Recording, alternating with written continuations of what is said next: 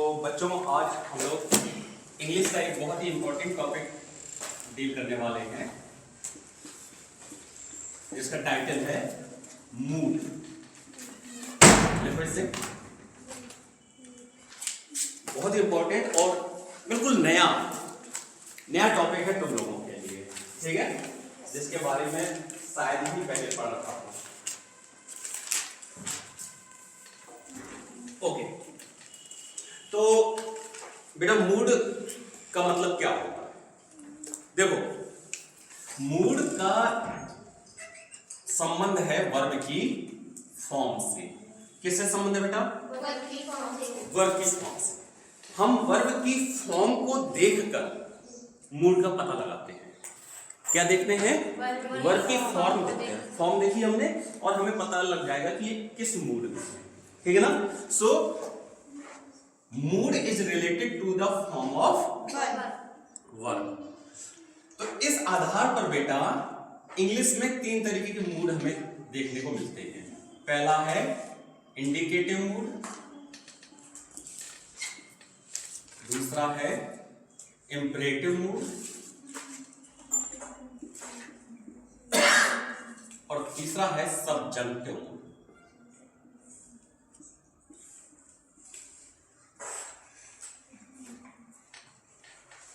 लिखते जाओ, थोड़ा सा डिफिकल्ट टॉपिक है ये आज का, लेकिन ये हमारी गारंटी है कि आज और कल ये 2 दिनों में बिल्कुल अच्छे से सीख कर जाओगे तुम लोग।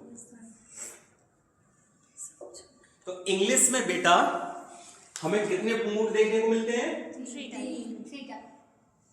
3 मूड देखने को मिलते हैं। पहला है इंडिकेटिव, दूसरा इंपरेटिव और तीसरा है सबजंक्टिव मूड। ओके, अब ये दोनों एक जैसे हैं और ये अकेला अलग है, ठीक?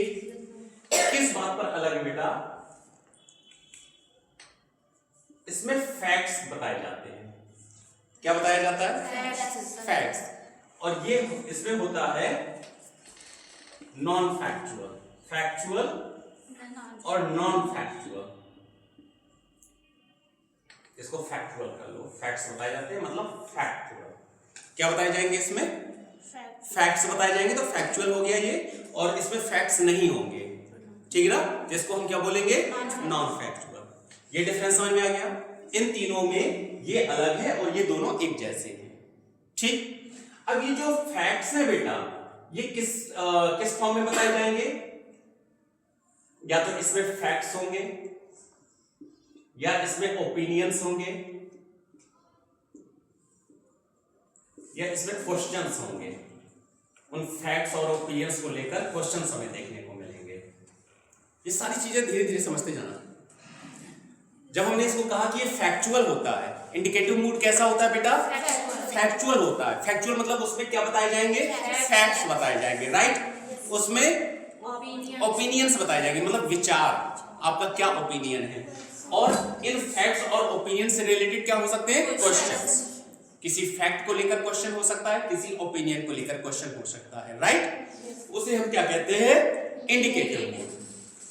इसको हम पढ़ाएंगे नहीं क्योंकि बचपन से हम लोग इंडिकेटिव मूड ही पढ़ते चले आ रहे हैं, बस उसका नाम नहीं पता था, है ना? जैसे कोई चीज हम रोज देखते चले आए लेकिन नाम नहीं पता था, तो आज तुम्हें उसका नाम ही पता चल जाना है कि ऐसी वर्ब की फॉर्म जो हमें फैक्ट्स दे, ओपिनियन दे या क्वेश्चंस दे, उसे हम इंडिकेटिव मूड कहते हैं। क्लियर बेटा? एग्जांपल के तौर पर यहां लिख देते हैं हम। ये किसके एग्जांपल लिख रहे हैं हम लोग? इंडिकेटिव के। पहले इंडिकेटिव के एग्जांपल से समझ लो कि क्या होता है, फिर हम इसकी इंपॉर्टेंट पॉइंट्स बताएंगे। देखो बेटा, इंडिकेटिव में हमने पहले क्या लिखा? फैक्ट। जैसे हम कहें राम is playing cricket, तो हमने क्या कहा कि मूड का किससे संबंध है? वर्ब फॉर्म से, है ना? जो वर्ब की फॉर्म होती है उससे संबंध होता है। तो ये है हमारी वर्ब। अब इस वर्ब की हम जब फॉर्म देखते हैं तो हमें पता चल रहा है कि एक फैक्ट बता रहा है ना? ये टेंस है, Ram is playing cricket, Ram cricket खेल रहा है। यही तो मीनिंग निकल रहा है बेटा, राम क्रिकेट खेल रहा है। तो खेल रहा ये क्या हो गया, एक ये क्या हो गया, फैक्ट हो गया। तो इसका मतलब ये इसका मूड क्या है, इस वर्ब फॉर्म का मूड क्या है, इंडिकेटिव मूड, क्योंकि हमें फैक्ट पता चल रहा है।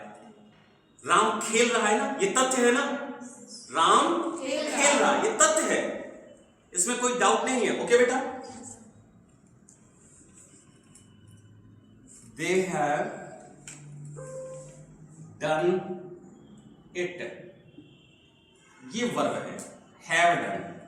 और इस जब हमने वर्ब फॉर्म को देखा तो हमें पता चला ये प्रेजेंट परफेक्ट टेंस है ना।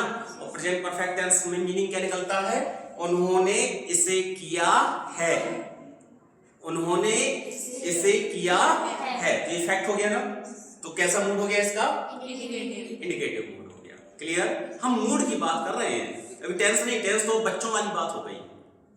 अगर तुम्हें टेंस नहीं आते हैं तो अब तुम बहुत पीछे हो गए बेटा, समझ में आई बात ना। टेंस तो सबको आने ही चाहिए। आगे, रीना इज वेरी क्लेवर, यहां पर वर्ब है इज, तो रीना बहुत चालाक है, ये ओपिनियन है। ये क्या है बेटा, ओपिनियन, कि रीना चालाक है। ये बोलने वाले का, जिसने भी ये सेंटेंस बोला है, ये उसका ओपिनियन है। हो सकता है आपका ओपिनियन ना हो, लेकिन जिसने भी ये सेंटेंस लिखा है या बोला है उसका ये ओपिनियन है ना। जैसे हम एक लैंग्वेज क्या करते हैं बेटा, लिखते हैं या बोलते हैं, दो ही तो काम करते हैं लैंग्वेज के साथ, या तो लिखेंगे या बोलेंगे। तो जिसने लिखी है वो राइटर हो गया उसका, और अगर आपने बोली है तो आप उसके स्पीकर हो गए, है ना। तो स्पीकर या राइटर का मूड पता चलता है हमें वर्ब की फॉर्म से। उसका मूड ओपिनियन देने का है कि फैक्ट देने का है। फैक्ट दे रहा है तो इंडिकेटिव मूड, ओपिनियन दे रहा है तो भी इंडिकेटिव मूड। क्लियर, यहां तक कोई दिक्कत बेटा।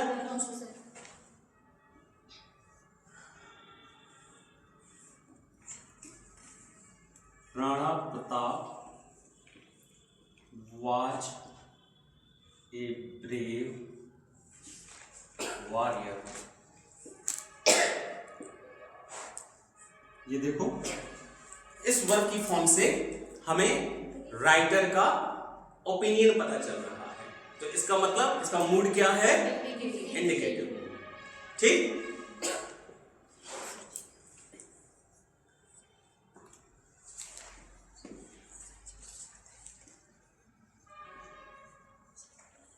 डू यू गो देयर, ये डू और गो मिलकर वर्ब है। यहां पर क्वेश्चन पूछा जा रहा है, डू यू गो देयर, क्या तुम वहां जाते हो। तो इससे क्या पता चल रहा है, क्वेश्चन। तो इसका भी इंडिकेटिव कैसा है, सॉरी इसका मूड कैसा है, इंडिकेटिव मूड है ना, क्योंकि इसमें प्रश्न पूछा जा रहा है, क्वेश्चन पूछा जा रहा है किसी फैक्ट को लेकर। तुम वहां जाते हो, ये फैक्ट है। अब उसी फैक्ट पर प्रश्न पूछा गया, क्या तुम वहां जाते हो, फैक्ट को लेकर प्रश्न पूछा जा रहा है। जैसे ये लिखा था रीना इज वेरी क्लेवर, अगर हम कहें इज रीना वेरी क्लेवर तो ये इंडिकेटिव मूड हो जाता है, इस ओपिनियन को लेकर क्वेश्चन हो जाता है ना। तो फैक्ट या ओपिनियन या इन दोनों को लेकर पूछे गए प्रश्न, ये सब किसको शो करते हैं बेटा, इंडिकेटिव मूड को। तो इंडिकेटिव मूड पढ़ाने की जरूरत हमें नहीं लग रहा है क्या। अब इसमें क्या क्या चीजें कवर होंगी बेटा, जो इंडिकेटिव मूड है। इसमें सबसे पहली बात, आपके सारे टेंस कवर हो जाएंगे, जितने भी टेंस आपने आज तक पढ़े हैं। अब समझ लो कि ग्रामर का अभी कितना छोटा हिस्सा तुम लोगों ने पढ़ा है। जो ये 12 टेंस पढ़े हैं ना तुमने, वो इंडिकेटिव मूड के अंदर इतने से हैं, समझ गए। इंडिकेटिव मूड बहुत बड़ा है। जैसे मान लीजिए ये इंडिकेटिव मूड का दायरा है, तो उसमें ये टेंस है ना। और हम लोग समझते हैं कि टेंस सीख लिए तो ग्रामर सीख ली। हाँ, ये बात सही है कि टेंस हमारी ग्रामर की बेस है। जब तक हमें टेंस नहीं आएंगे तो हम आगे की ग्रामर नहीं सीख पाएंगे। क्लियर, तो इसलिए हमें सबसे पहले टेंस सीखना होता है। लेकिन टेंस पे ही रुक नहीं जाना है कि बस सर जी बहुत सीख लो हमने, है ना, अब हमें कुछ नहीं सीखना। नहीं बेटा, अभी आपने शुरुआत की है, अभी आपने केवल जमीन के नीचे पत्थर गाड़े हैं, अभी तो कुछ बना ही नहीं है मकान। हाँ, तो इंडिकेटिव जब मूड हम पढ़ते हैं बेटा तो हमें क्या देखने को मिलते हैं? टेंस। जितने भी टेंस हैं 12, वो सब किस मूड को शो करते हैं? इंडिकेटिव मूड को। क्लियर? जितनी भी बेटा आपकी मॉडल ऑक्सिलरी वर्ब्स हैं वो सब किसको शो करती हैं? इंडिकेटिव मूड को। Can, could, shall, should, will, would, may, might, must, वो सब किसको शो करेंगी? अगर हमने एक सेंटेंस लिख दिया यहां पर, आई कैन स्पीक इंग्लिश, तो ये किस मूड को शो कर रहा है बेटा? इंडिकेटिव मूड को शो कर रहा है, ठीक ना। और इंडिकेटिव मूड है मॉडल ऑक्सिलरी वर्ब का हमने यूज किया हुआ है। क्लियर? तो ये सारी चीजें बेटा, टेंस हो या मॉडल ऑक्सिलरी वर्ब्स हो, ये सब इंडिकेटिव मूड में आती हैं, है ना। इसके अलावा जो आपकी प्राइमरी ऑक्सिलरी वर्ब्स हैं, प्राइमरी ऑक्सिलरी वर्ब्स कितनी होती हैं? अरे टोटल 24 होती है। प्राइमरी ऑक्सिलरी वर्ब्स कितनी है? 11। और मॉडल ऑक्सिलरी? जब इनका प्रयोग एज ए मेन वर्ब होता है तो वो कोई टेंस होता है क्या? नहीं। जब प्राइमरी ऑक्सिलरी वर्ब्स का यूज हम मेन वर्ब की तरह करते हैं तो वो भी सब किस में आता है? इंडिकेटिव मूड में आता है। क्लियर? तो इंडिकेटिव मूड कोई पढ़ाने वाली चीज नहीं थी अभी आज। हाँ, तो ये जानने के बाद बेटा अब ये जानना जरूरी है कि जो हमने सब्जेक्ट वर्ब एग्रीमेंट पढ़ा था कुछ दिनों पहले, हमने आपको क्या सिखाया था? Subject verb agreement. ये सब्जेक्ट वर्ब एग्रीमेंट को इंडिकेटिव मूड 100% फॉलो करता है। सब्जेक्ट वर्ब एग्रीमेंट को इंडिकेटिव मूड 100% फॉलो करता है। क्लियर?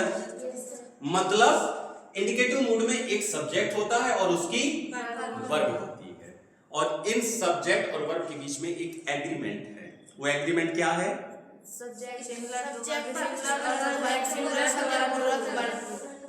ठीक है ना। इंडिकेट, ये ध्यान रखना है बेटा, इंडिकेटिव मूड में आपको सब्जेक्ट जरूर मिलेगा और सब्जेक्ट की वर्ब मिलेगी।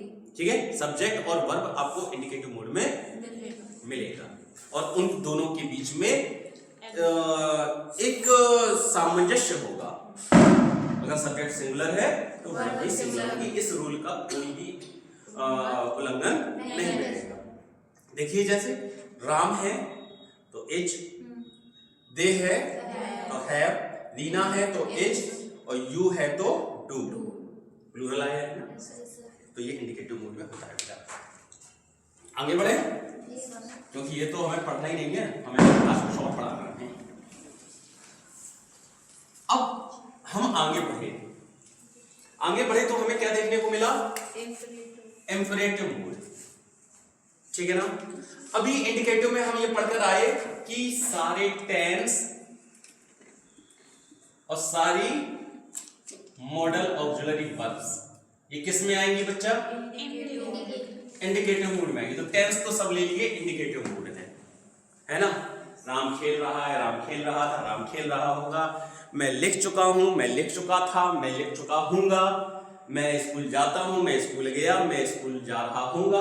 ये सब किस में चले गए? है ना। तो फिर इंपरेटिव मूड क्या है? इसकी जरूरत हमें क्यों पड़ी? बेटा सारी बातें टेंस से ही नहीं कर लोगे तुम। अभी बहुत सारी ऐसी बातें रह गई हैं जिनको टेंस नहीं कर सकता। ऐसी वो बातें जिनको हम टेंस से नहीं कर सकते, उनके लिए हमें इन दो मूड की जरूरत पड़ती है। ठीक है, वो बातें क्या हैं? पहली, इंपरेटिव मूड। इंपरेटिव मूड में बेटा डायरेक्ट पारो होती है। क्या होता है? Direct PARO. PARO means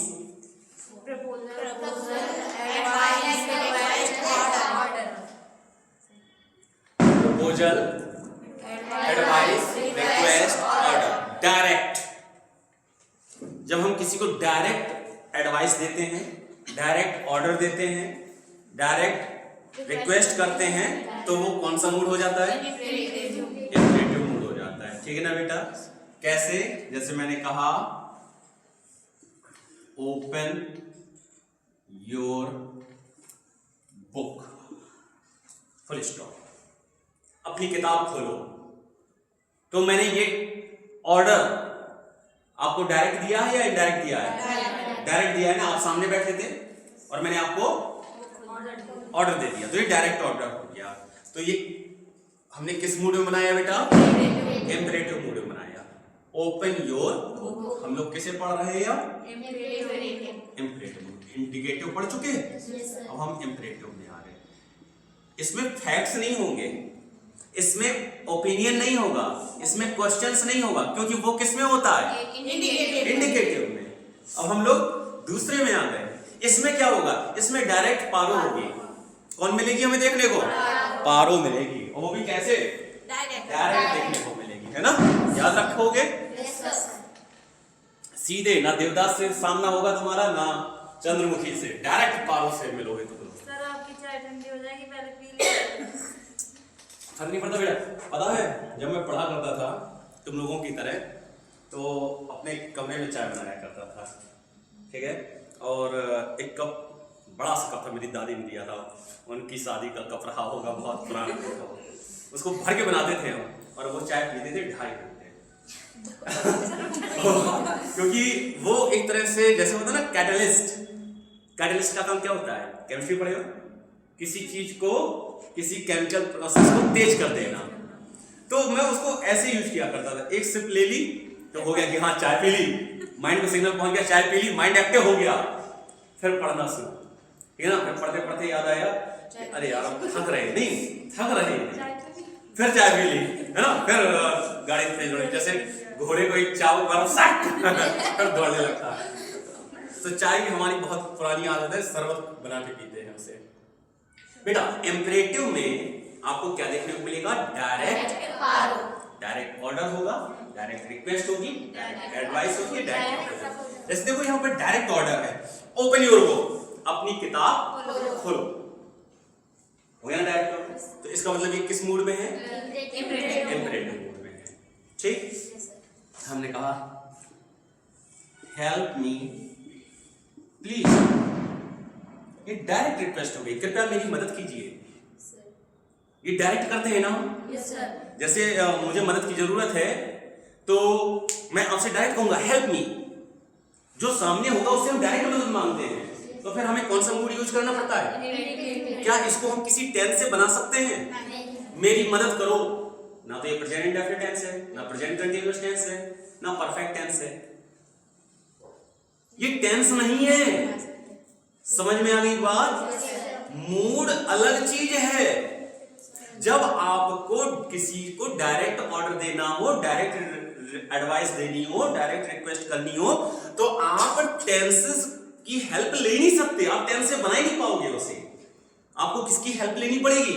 imperative mood की, जो डायरेक्ट पारो से मिलाता है हमें। क्लियर? अगर हमें किसी को नकारात्मक सलाह देनी है तो हम डू नॉट से शुरू करते हैं। Do not waste your time. Okay, तो ये सब देख रहे हो बेटा। या हमने कहा लेट अस गो, ये डायरेक्ट ऑर्डर है, ये डायरेक्ट रिक्वेस्ट है,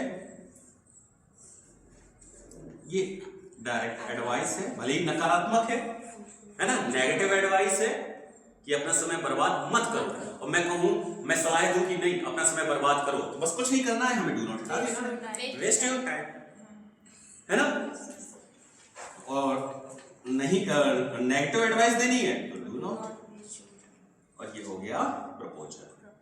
तो ये सब बेटा जो देख रहे हो तुम अपने सामने लिखे, ये सब इंपरेटिव मूड है। इसमें जो वर्ब है ये किस मूड में है? इंपरेटिव मूड में। और इंपरेटिव मूड में वर्ब हमेशा किस फॉर्म में होती है? Very important point. Imperative mood में वर्ब हमेशा फर्स्ट फॉर्म में होती है, बेस फॉर्म में होती है। किस फॉर्म में? चाहे हमारा नेगेटिव हो और चाहे पॉजिटिव हो। पॉजिटिव था तब भी वर्ब की फर्स्ट फॉर्म और नेगेटिव था तब भी वर्ब की फर्स्ट फॉर्म। यहां पर वेस्टिंग, वेस्टेड, वेस्ट नहीं आएगा। क्लियर? तो इंपरेटिव मूड समझ गए हो कि नहीं? इसमें किस चीज का मीनिंग निकलेगा? डायरेक्ट पावर का। शॉर्ट याद रखना, जितने छोटे से छोटा तुम ट्रिक बना सको उतना ट्रिक बनाकर अपने दिमाग में बैठा लेना है, बस छोड़ दो, आगे बढ़ो। अब आ गए हम लोग सब्जेक्टिव मूड में, जो हमारा आज का हीरो है। ओके बेटा, सब्जेक्टिव मूड यही टॉपिक है हमारा। तो क्या ये टेंस है? नहीं, क्योंकि टेंस तो किसने ले लिए? इंडिकेटिव ने, है ना? टेंस तो वो लेके बैठ गया सबसे पहले। जैसे रामलीला देखने जाते थे तो सबसे आगे खट्टा बिछा के बैठ जाते थे, है ना? आगे की सीट तो गई भाई साहब, अब आपके पास ये ना बची। हाँ, तो टेंस, ये टेंस नहीं बेटा। फिर ये क्या है? ये मूड का मतलब क्या होता है? वर्ब फॉर्म, है ना? जब इंडिकेटिव मूड था तो ऐसी वर्ब फॉर्म जो हमें फैक्ट्स दे, ओपिनियंस दे, क्वेश्चंस दे। जब इंपरेटिव मूड था तो ऐसी वर्ब फॉर्म जो हमें डायरेक्ट पारो दे। और सब्जेक्टिव मूड मतलब ऐसी वर्ब फॉर्म जिससे हमें क्या देखने को मिले? इनडायरेक्ट पारो। अब इसमें सीधे सीधे नहीं मिलेगी, है ना?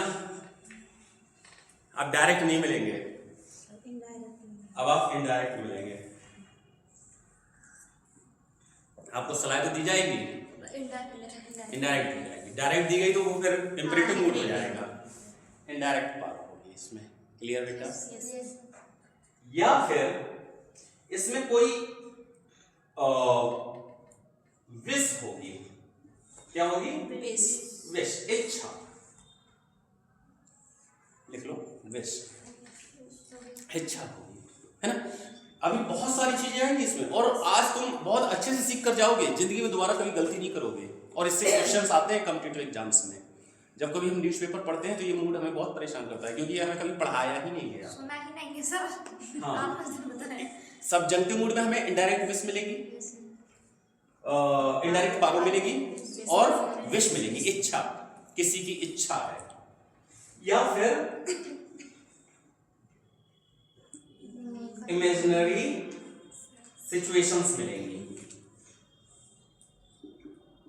इमेजिनरी लिख लो, बस एक शब्द हम पकड़ कर चलेंगे, इमेजिनरी। कई लोग इसको हाइपोथेटिकल बोलते हैं, कई लोग इसको अनरियलिस्टिक बोलते हैं, सबका मतलब एक ही है। इमेजिनरी बोलो, हाइपोथेटिकल बोलो, अनरियलिस्टिक बोलो, ये सब एक ही मीनिंग देते हैं, है ना? जैसे बेटा मैं राजकुमार होता, तो ये कल्पना है ना? मैं राजकुमार नहीं हूं, मैं राजकुमार होता, तो ये इमेजिनरी हो गया ना? ये हाइपोथेटिकल हो गया ना? ये अनरियलिस्टिक। क्या ये रियलिटी है? नहीं, मैं तो एक आम आदमी हूं, रियलिटी ये है। और मैं क्या कर रहा हूं? मैं रियलिटी की बात नहीं कर रहा हूं, मैं कल्पना की बात करता हूं। उसे कहा जाता है जो रियलिटी ना हो, अनरियलिटी। रियलिटी का अपोजिट क्या हो गया? अनरियलिटी। समझ गए ना? तो किताबों में आपको अलग अलग शब्द मिलेंगे, लेकिन हमें एक शब्द पकड़ के चलना है, इमेजिनरी, काल्पनिक। मैं तोता होता, मैं राजकुमार होता, मैं फला होता, मैं ढिमका होता। क्लियर? तो ये सब्जेक्टिव मूड ऐसी वर्ब फॉर्म है जो फैक्ट्स दे, है ना? सुन थोड़ी नहीं हो तुम। सब्जेक्टिव मूड ऐसी वर्ब फॉर्म है जो टेंस दे, हाँ, जो इनडायरेक्ट पारो से मिलवाए, हमें किसी की इच्छा से मिलवाए, या फिर इमेजिनरी सिचुएशन से मिलवाए। ठीक है ना बेटा? ओके, तो ये जो तुमने स्लैश लगवाया है इसके आधार पर देख रहे हो ना, सब्जेक्टिव मूड दो तरीके के हो गए बेटा। अगर वर्ब फॉर्म हमें इनडायरेक्ट पारो से मिलवाएगी या किसी की इच्छा से मिलवाएगी, विश से मिलवाएगी, तो हम उसे कहेंगे प्रेजेंट सब्जेक्टिव मूड। लिखो बेटा तुरंत, प्रेजेंट सब्जेक्टिव मूड।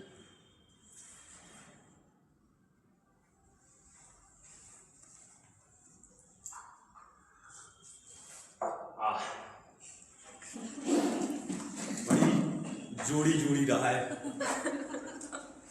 जुड़ो जाना तो नहीं जाना तो हाँ, ये जरूर जानना, चाहे इंग्लिश सीख जाओ चाहे जर्मन सीख जाओ, बुंदेली ना भूल जाना। समझ गए? ये तो हमें बहुत गुस्सा आती है और बेटा जिसमें इमेजिनरी या अनरियलिस्टिक बातें कही गई हो उसे हम कहते हैं पास्ट सब्जेक्टिव मूड। बहुत important fact, subjective mood is of two types, present subjective mood, past subjective mood. अब बिटिया क्या नाम है आपका? आरती, और आपका ज्योति। आरती ज्योति तो दोनों सिस्टर्स हो, रियल सिस्टर। हाँ, तुम लोग काफी पंक्चुअल रहते हो मेरी क्लास में। आरती और ज्योति, ये बताओ सब्जेक्टिव मूड तुम्हें कितने प्रकार के देखने को मिल रहे हैं? दो प्रकार के, एक है प्रेजेंट और एक है पास्ट।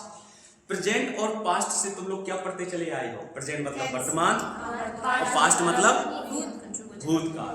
लेकिन किसमें? और टेंस किसमें होता है? क्या ये टेंस है? तो वो जो दिमाग में अभी तक भरा है ना कि प्रेजेंट मतलब वर्तमान, पास्ट मतलब भूतकाल, उसको यही छोड़े आओ। समझ गए ना? ये केवल इनके नाम रखे गए हैं, इनका प्रेजेंट और पास्ट से कोई लेना देना नहीं है। ये अलग अलग कुछ तो नाम देना था ना, समझ गए? अगर किसी का नाम कलुआ है तो ये जरूरी नहीं कि वो काला ही हो, जरूरी है क्या? तो धोखा नहीं खाना है। इसका नाम प्रेजेंट सब्जेक्टिव मूड है तो मतलब ये नहीं है कि ये वर्तमान की बात कर रहा है। ये बात किसकी कर रहा है? इनडायरेक्ट पारो। ये ध्यान रखना है, किसी की इच्छा की या इनडायरेक्ट पारो। अगर काल्पनिक बातें हैं बिल्कुल तो वो पास्ट सब्जेक्टिव मूड है, वो भूतकाल से उसका कोई लेना देना नहीं है। ये बहुत इंपॉर्टेंट बात है बेटा, अपने मन से तुम पढ़ते रह जाओगे नहीं समझ में आएगा। मैं फिर से रिपीट कर रहा हूं, इनका केवल नाम प्रेजेंट और पास्ट है, इनका वर्तमान और भूतकाल से कोई लेना देना नहीं है, क्योंकि हम टेंस नहीं पढ़ रहे हैं। टेंस सब्जेक्टिव मूड के दायरे में आते ही नहीं है। टेंस तो इंडिकेटिव मूड लिए बैठा है। क्लियर? प्रेजेंट सब्जेक्टिव मूड मतलब पारो, मतलब इच्छा। जैसे मैं कहूं, मैं चाहता हूं कि तुम सब समय पर आओ। मैं चाहता हूं, किसी की इच्छा है ना? हाँ है। मेरी इच्छा है कि तुम सब समय पर आओ। क्या समय पर आना काल्पनिक है? क्या काल्पनिक है ये? क्या ये कभी नहीं हो सकता? बड़ी नॉर्मल सी बात है ना। मैं चाहता हूं कि तुम सब समय पर आओ, मैं चाहता हूं, और समय पर आओ ये इमेजिनरी चीज नहीं है। तो कैसा हो गया ये? समझ रहे हो बात ना? मैं चाहता हूं कि तुम सब डीएम बन जाओ, तुम सब, मैं चाहता हूं, बात वही है। यहां पर भी मैं चाह रहा था, वहां पर भी मैं चाह रहा हूं, ठीक ना? लेकिन अब ये बात थोड़ी सी कैसी हो गई? इमेजिनरी हो गई है ना। बंदे को ये भी सर ये क्या असंभव है? असंभव नहीं है ना, लेकिन थोड़ा सा अनरियलिस्टिक। सब नहीं डीएम बन सकते ना, क्योंकि डीएम कोई हम ये कहें कि तुम सब मास्टर बन जाओ तो प्रेजेंट सब्जेक्टिव मूड, लेकिन डीएम इतना आसान जॉब नहीं है कि सबरे डीएम बन जाए। तो ये हो गया बेटा, इच्छा इसमें भी है, इच्छा उसमें भी है। बस ये देखना होगा हमें। और ये भी हो सकता है बोलने वाले का मूड क्या है। अगर बोलने वाले को ये बात समय पर आना इमेजिनरी लग रही है तो वो पास्ट में ले जाएगा। ये तो बोलने वाले का मूड देखना है ना। फिर से समझो, अगर इच्छा ऐसी है जो व्यवहारिक है, जो हो सकती है, तो प्रेजेंट सब्जेक्टिव मूड। क्लियर? अगर ऐसी सिचुएशन है जो पूरी तरह से काल्पनिक है तो वो पास्ट सब्जेक्टिव मूड। मैं चाहता हूं कि मेरे पास एक गाड़ी हो, है तो नहीं समोसा खाने के पैसे, है ना, और चाहे क्या रहा हूं, गाड़ी। तो क्या हो गया बेटा, प्रेजेंट हो गया या पास्ट हुआ? पास्ट हो गया ना, इमेजिनरी बात हो गई। मतलब 10 रुपए जेब में नहीं और गाड़ी की बात कर रहे हैं। तो आई wish I had a car, ये पास्ट सब्जेक्ट है। मैं चाहता हूं कि तुम मुझसे मिलने आओ। क्या ये पॉसिबल है या इमेजिनरी है? पॉसिबल है ना, तो मिलने आ सकते हो। मैं चाहता हूं कि तुम मुझसे मिलने आओ। तो आई विश, वो पास्ट में चला गया था। आई wish I had a car. अभी स्ट्रक्चर बताएंगे, बस अभी तो तुम्हें डिफरेंस बता रहे हैं दोनों के बीच में। तो ये दिमाग से बिल्कुल निकाल देना बेटा कि प्रेजेंट का मतलब यहां पर वर्तमान और पास्ट का मतलब भूतकाल है। देखो, मैं चाहता हूं इसमें भी है, मैं चाहता हूं इसमें भी है। बस इसमें चाहता हूं कि कार हो और इसमें चाहता हूं कि तुम मिलने आओ। I wish you come to visit me, you come to visit me. Clear? मैं चाहता हूं कि वह मुझसे मिलने आए। I wish, I want he come to visit me. 100% clear हो गया? सब्जेक्टिव मूड कितने प्रकार के होते हैं? 2 प्रकार के। एक प्रेजेंट सब्जेक्टिव मूड होता है और दूसरा, इसमें हम इनडायरेक्ट प्रपोजल, एडवाइस, रिक्वेस्ट और ऑर्डर पाते हैं, है ना, या इच्छा पाते हैं। और पास्ट सब्जेक्टिव मूड में हम इमेजिनरी सिचुएशंस पाते हैं। तो आज हम लोग बेटा प्रेजेंट सब्जेक्टिव मूड को पढ़ेंगे। किसको पढ़ेंगे? और कल पढ़ेंगे हम लोग पास्ट सब्जेक्टिव मूड को। ठीक है ना? हाँ, तो अब थोड़ा सा ये जान लेते हैं, सब्जेक्टिव मूड बिल्कुल नया टॉपिक है हम लोगों के लिए। तो थोड़ा सा सर इसके बारे में कुछ बेसिक पॉइंट्स बताइए।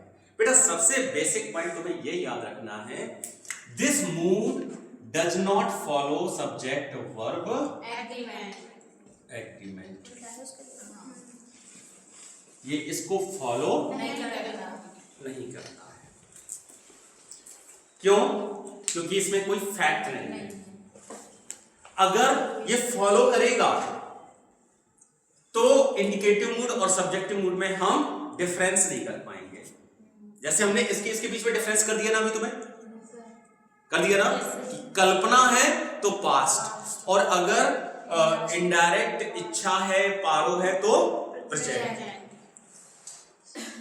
तो ऐसी हमें ये भी तो पहचानना है कि इंडिकेटिव और सब्जेक्टिव मूड में हम कैसे अंतर करेंगे। तो ऐसे ही करोगे, ये सब्जेक्ट वर्ब एग्रीमेंट को फॉलो करता है और ये फॉलो नहीं करता, तभी हम पहचान पाएंगे, है ना।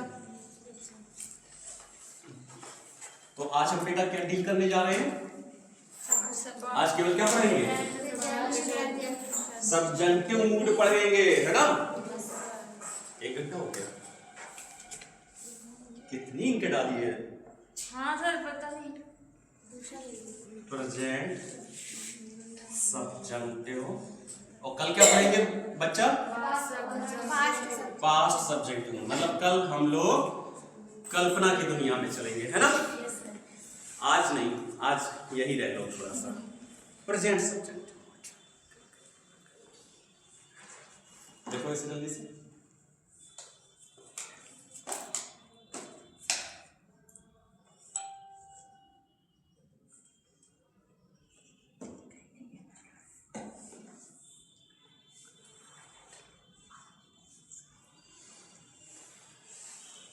तो प्रेजेंट सब्जेक्टिव मूड का मतलब है वर्तमान, है ना? नहीं, इसका मतलब है वर्तमान। हाँ नहीं, ठीक है। प्रेजेंट सब्जेक्टिव मूड मतलब ऐसी वर्ब फॉर्म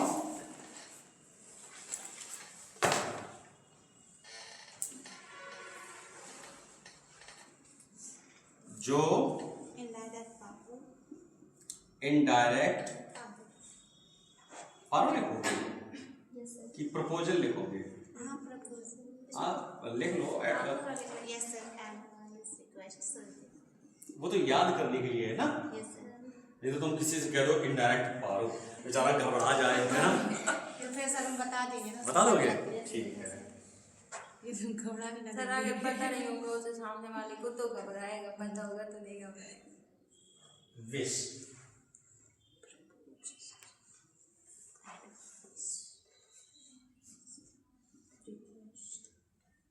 का बोध कराए, ठीक है ना? ऐसी वर्ब फॉर्म्स जो किसका बोध कराए हमें? इनडायरेक्ट प्रपोजल का, प्रस्ताव का, सलाह का, रिक्वेस्ट का, ऑर्डर का। आप कहोगे सर ये इनडायरेक्ट क्यों आप कह रहे हो? क्योंकि बेटे डायरेक्ट तो इंपरेटिव में हो चुका ना। अगर डायरेक्ट ऑर्डर होगा तो वो इंपरेटिव में नहीं हो जाएगा, है ना? हमें पढ़ना है सब्जेक्टिव मूड, तो कुछ अलग होना चाहिए ना। अगर अलग ना होगा तो ये तो पहले से था, इसकी क्या जरूरत थी फिर? ओके, दूसरी बात बेटा, प्रेजेंट सब्जेक्टिव मूड में हमेशा वर्ब की फर्स्ट फॉर्म, यानी वर्ब की फर्स्ट फॉर्म को क्या कहते हैं हम? Base form. बेस फॉर्म का प्रयोग करते हैं। Very important point.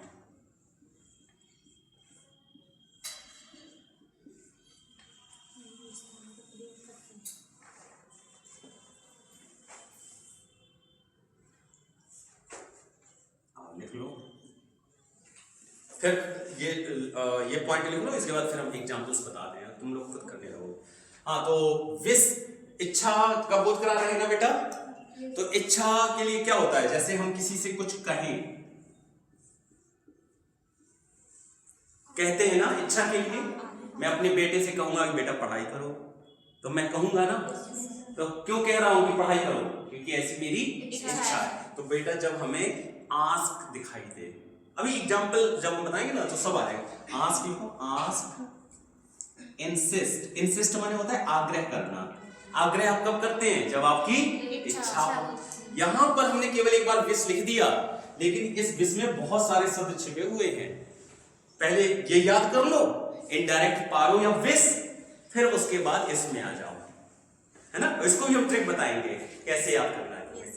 आस्क देखने को मिल जाए, इंसिस्ट मतलब आग्रह कर रहे हो, या डिमांड। तुम कोई चीज डिमांड कब करते हो? जब इच्छा हो तुम्हारी, है ना? मम्मी से कहते हो मम्मी रसगुल्ला दे दो, काहे? रसगुल्ला खाने की इच्छा है। रिक्वायर, रिक्वायर मीन्स चाहना। REQUIRE, require. प्रे, प्रार्थना करते हो क्योंकि कुछ पाने की इच्छा है। अगर कुछ मिले ना वापस में तो कोई प्रे करेगा? कुछ न कुछ पाने के लिए हम प्रे करते हैं। या फिर वांट, वांट देखो आ ही गया। वांट माने चाहना। अब बाकी सब लिख लो अपनी, यही इनडायरेक्ट वाली। ये तो हो गए तुम्हारे विश के इतने सारे। Ask, insist, demand, require, pray, want. Ask, insist, demand, require, pray, want. ऐसे तीन के जोड़े में याद कर लो। Ask, insist, demand, require, pray, want. ठीक है ना?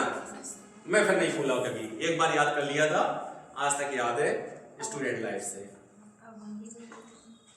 अब इनडायरेक्ट पारो, इनडायरेक्ट पारो है ना? तो सबसे पहले क्या आएगा?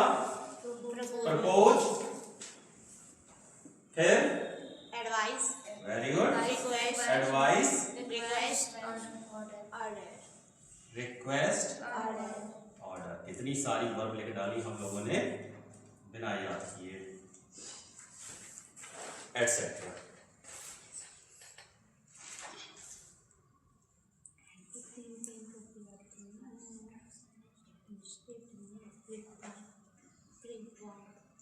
देखिए बेटा, तो सब्जेक्टिव मूड को शो करने के लिए, सब्जेक्टिव मूड को शो करने के लिए ये वर्ब्स आती हैं, क्योंकि इन्हीं से आप चाहते हो, इसी से विश करते हो, या इसी से आप, इन्हीं वर्ब से आप इनडायरेक्ट पारो करते हो।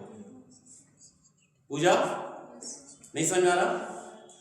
एग्जाम्पल लिखते हैं ना।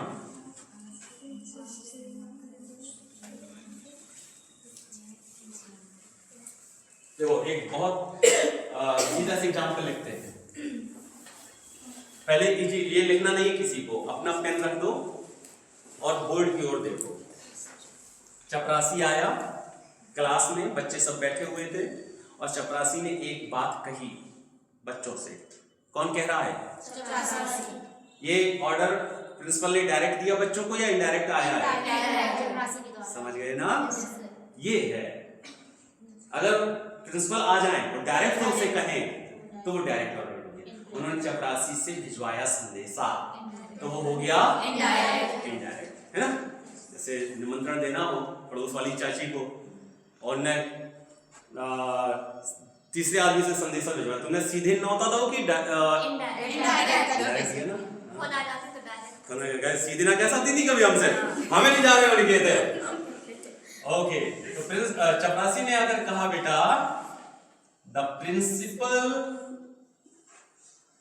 वांट्स, है ना? क्या कहेगा वो चपरासी? प्रिंसिपल चाहते हैं दैट, क्या चाहते हैं? कि एवरी स्टूडेंट, अब ये है singular subject, comes on time, प्रत्येक छात्र समय पर आए। प्रिंसिपल चाहते हैं कि प्रत्येक छात्र समय पर आए, ठीक है ना? अगर वो प्रिंसिपल आते यहां पर कमरे पर, तो तुम लोगों से क्या बोलते? Come on time, full stop, direct order देते। समय पर आओ, समय पर आओ। ये कौन सा मूड हो जाता बेटा? इंपरेटिव मूड हो जाता है। डायरेक्ट ऑर्डर दिया ना उन्होंने, कहां से शुरू हुआ ये? वर्ब की फर्स्ट फॉर्म से। अगर वो कहते समय पर मत आओ तो नेगेटिव हो जाता, फिर हो जाता ये do not come on time, indicative हो जाता फिर ये। तब भी इंपरेटिव ही रहता बिटिया, बस ये पॉजिटिव है ये नेगेटिव है, ठीक है ना? तो डायरेक्ट ऑर्डर या रिक्वेस्ट की जाए तो वो इंपरेटिव मूड होता है, ठीक? अब ध्यान दो तुम्हें, ये जो लिखा हुआ है every student comes on time, ये तुमने टेंस में पढ़ा है। सब्जेक्ट प्लस वर्ब की फर्स्ट फॉर्म में एस या ईएस, ऑब्जेक्ट या और अदर वर्ड्स, ये अदर वर्ड्स है, एडवर्ब है ये। देखो प्रत्येक छात्र, फिर वर्ब की फर्स्ट फॉर्म में एस या ईएस लगा हो तो कौन सा टेंस हो जाता है? प्रेजेंट इंडेफिनिट टेंस, है ना? फिर उसका अर्थ क्या होता है? प्रत्येक छात्र समय पर आता है, ये हो गया ना प्रेजेंट इंडेफिनिट टेंस। अब निकालो अर्थ। प्रिंसिपल चाहते हैं कि प्रत्येक छात्र समय पर आता है। प्रिंसिपल चाहते हैं कि प्रत्येक छात्र समय पर आता है, ये कैसा चाहता है? है ना? प्रिंसिपल मीनिंग ये निकालना था हमें, या ये जो लिखने वाला है या बोलने वाला है वो ये कहना चाह रहा था, प्रिंसिपल चाहते हैं कि प्रत्येक छात्र समय पर आए। प्रत्येक छात्र समय पर आए, ये किसी भी टेंस की औकात में नहीं है कि इसको ट्रांसलेट कर दे। ये टेंस से नहीं बनेगा बेटा। और टेंस सब्जेक्टिव मूड में कहां से आ गए?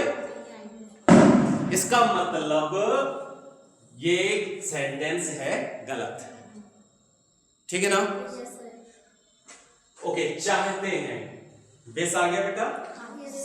इनडायरेक्ट पारो हो या विस हो तो प्रेजेंट सब्जेक्टिव मूड होता है, वो चाहते हैं।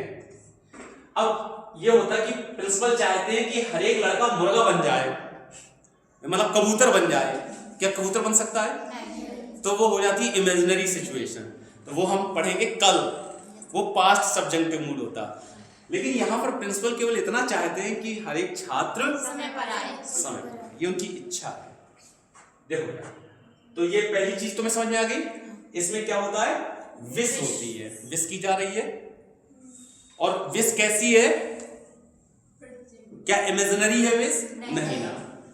प्रेजेंट सब्जेक्टिव मूड में हमेशा कैसी फॉर्म का प्रयोग होता है? तो ये जो देख रहे हो तो वो चाहते हैं, और क्या चाहते हैं? ये विश है उनकी, ये उनकी चाहत है प्रिंसिपल साहब की। ये है सब्जेक्टिव मूड में, प्रत्येक छात्र समय पर आए। तो ये जो वर्ब फॉर्म है बेटा, ये इंडिकेटिव मूड में है। हमें इसको किस में बदलना है? प्रेजेंट सब्जेक्टिव मूड में। प्रेजेंट सब्जेक्टिव मूड में हमेशा क्या आती है? वर्ब की फर्स्ट फॉर्म, मतलब कम। मतलब क्या आएगा? कम। अब तुम कहोगे सर ये सिंगुलर सब्जेक्ट है, वर्ब हमारी प्लूरल हो गई। हो जाने दो ना, सब्जेक्ट वर्ब एग्रीमेंट होता है। ये सब्जेक्ट वर्ब एग्रीमेंट को फॉलो नहीं करता है। Subjective mood subject verb agreement का एक्सेप्शन है, अपवाद है, ठीक है ना? अगर तुम कम से लिखा रहने देते तो मीनिंग निकलता प्रिंसिपल चाहते हैं कि प्रत्येक छात्र समय पर आता है, जो बिल्कुल नॉनसेंस हो जाता। प्रिंसिपल चाहते हैं कि हर एक छात्र समय पर आए। अब समझ गए बात? अब इसको नहीं लिखोगे तुम लोग, इसको लिखा रहने देना, है ना? ये लिख लिया है। अब हम एक एक सेंटेंस बनाते हो, लिखना शुरू कर दो और तुम सही करोगे उसे। हम लिखेंगे, तुम सही करोगे, हम पूछेंगे।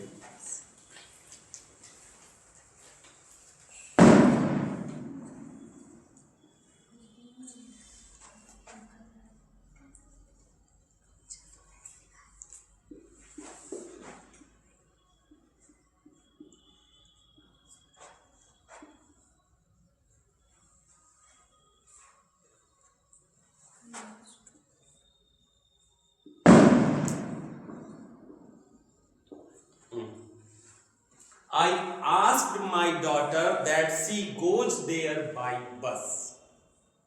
लिखो और इसको सही करो।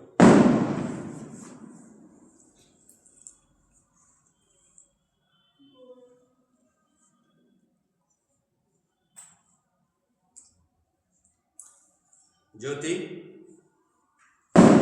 आंसर में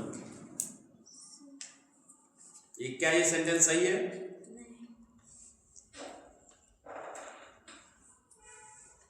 अच्छा ये बताओ, यहां तक मीनिंग निकाल लिया तुमने कि नहीं? I asked my daughter. Ask माने होता है पूछना या कहना। इसके दो अर्थ होते हैं, पूछना या कहना, ठीक है ना? आई आस्क्ड माई डॉटर, मैंने अपनी बिटिया से कहा। याद है तो समझ गए ना? मैंने अपनी बिटिया से कहा कि वह वहां बस से जाए, कि वह वहां बस से जाए। यहाँ देयर की जगह हम टू कानपुर भी कर सकते थे। वो कह रही कि नहीं पापा हम ट्रेन से जाएंगे। हमने कहा नहीं, तुम बस से जाओ बिटिया। तो मैंने अपनी बिटिया से कहा कि वह कानपुर बस से जाए। और ये जो लिखा हुआ है ये क्या मीनिंग दे रहा है?